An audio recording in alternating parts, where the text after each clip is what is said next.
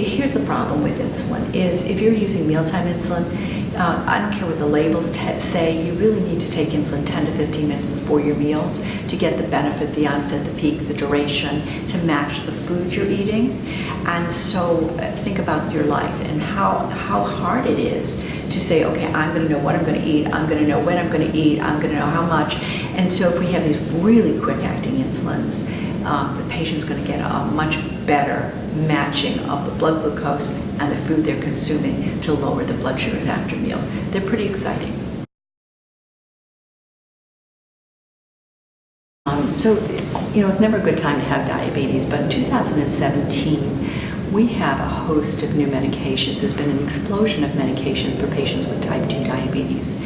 So we have new oral agents called SGLT2 inhibitors. We also have new GLP-1s. We have new long-acting GLP-1s, and then we have the combination. We have new insulins too, and then we have the combination of insulin and GLP-1 receptor agonists.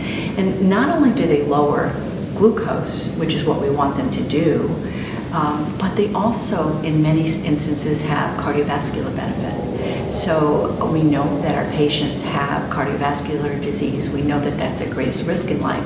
And so if we can lower the A1C and get the benefit there, then get an additional cardiovascular benefit, that's awesome. And if we can give them oral agents that are very effective, and then as we move to injectables, we have opportunities to use something like the fixed dose ratios of insulin with a GLP-1, which is now 1 injection a day for all of the benefit of both the newer insulins and the GLP-1 receptor agonists. That's a win-win all around. It does decrease the burden for the patient, which increases adherence and ultimately improves our outcome.